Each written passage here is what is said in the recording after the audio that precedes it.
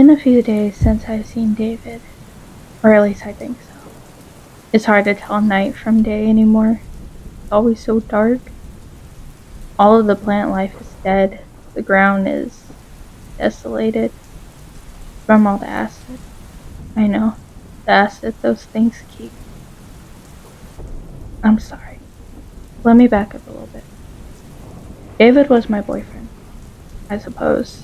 We had never actually made it official, but there was a clear spark between us. We'd kissed once or twice. It had been magical. Neither of us seemed ready for the commitment that came with being in a relationship, though. I just lost my father, and David seemed like more of a free spirit, not wanting to be tied down by anything or anyone. It started in the city, close to us. We live in a rural area, so our water supply either comes from the wells or the city. On the morning of January 3rd, the news issued a boil order for all of our water. Of course, those with wells didn't have to follow this order.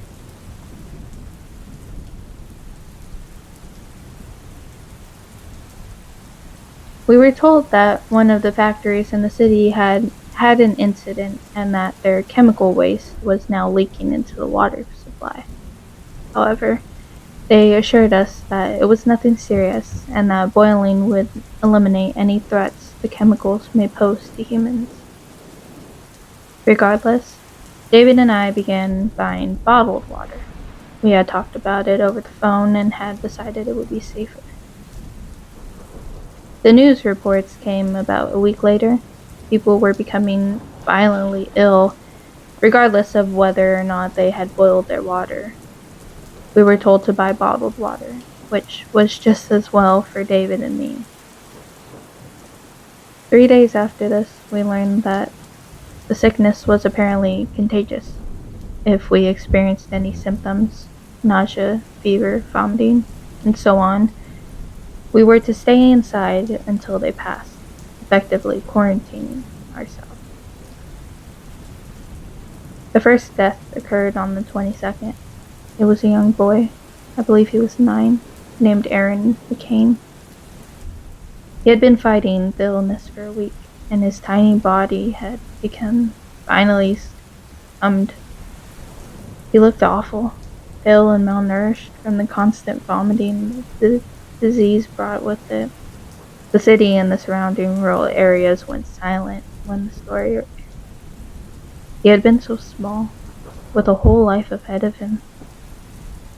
Then, on live television, Aaron sat back up. At first, I assumed it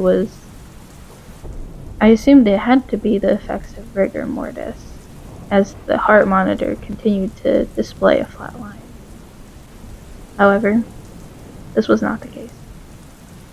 Abject terror gripped me as I watched this emaciated, almost inhuman figure open its mouth and begin vomiting a vicious black liquid. It slowly ate away at anything it touched. As it did, a disgusting, choked, gurgling sound emitted from its mouth. The doctors and nurses in the room all gasped in horror, and one of them even fainted. Their colleagues were forced to watch in horror as the acid-like substance creeped ever closer to the body. Upon touching her, she did not begin to dissolve as expected. Rather, the substance seeped into her skin. We all watched in fascinated horror as she sat up and began vomiting the same liquid. The broadcast ended when the room was filled with the putrid solution. The remaining doctors and nurses had fled along with the cameraman, who did not get far before the acid claimed him as well. The broadcast ended because it ate through the camera, letting the video cut back to the newsroom. The two anchors sat in stunned silence.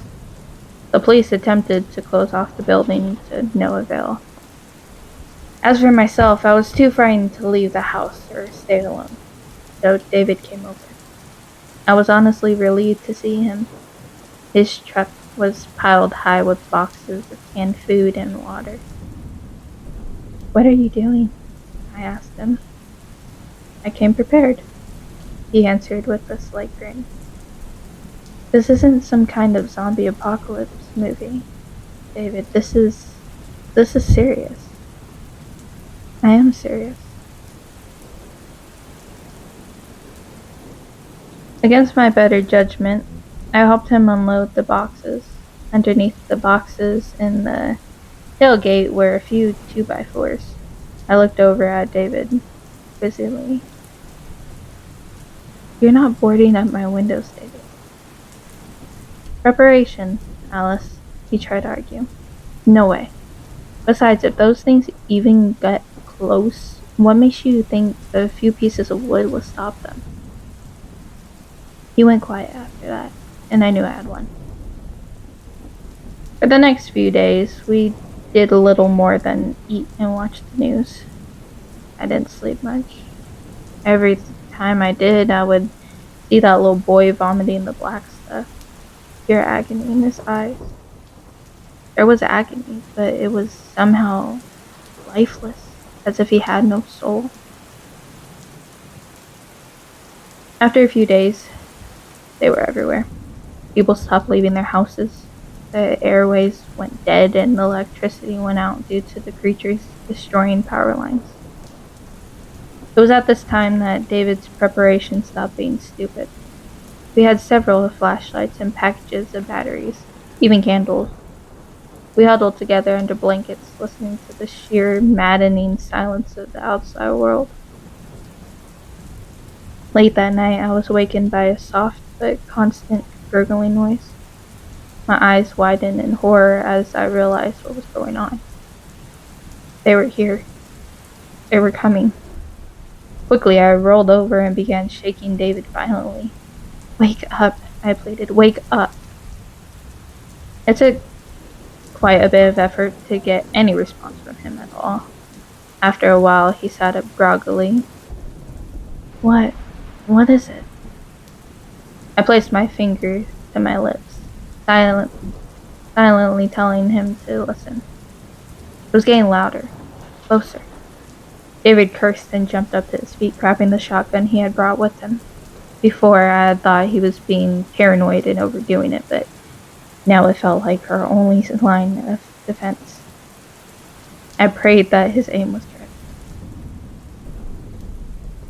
I watched out the window as David went to confront the horrid creatures. I saw him take aim and miss. My heart sank. With his second shot, he blew one of their heads clean off. It didn't falter. Black acid spurted from the stump of its neck, showering the surrounding area as it continued to walk forward. David shot again, this time into its stomach. Once more, the thick liquid seeped from its wound. It was completely unaffected. David shouted in terror and began backing away towards the house. He tried shooting at its legs to stop it, but that didn't work either. It only caused more acid to spurt from the thing's body. It was like it never ended. He turned towards the window and I heard him shout, "Get out of the house. I don't think I can stop it." Where was I supposed to go? They had infested the city at this point, so no place was safe. Perhaps the woods behind my house would lead to some sort of safety. I had to pass that.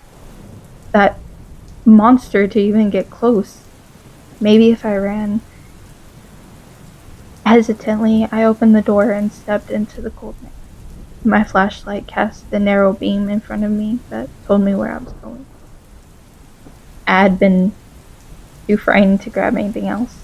Suddenly, one dropped from a higher place in front of me. I have no idea where it came from, even to this day. My scream didn't faze it, but it did let David know that I was in distress. I began backing away slowly, my eyes locked on the figure.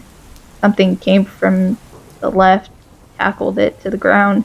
I saw the two figures roll around for a moment before I came to the shocking realization that one of them was David.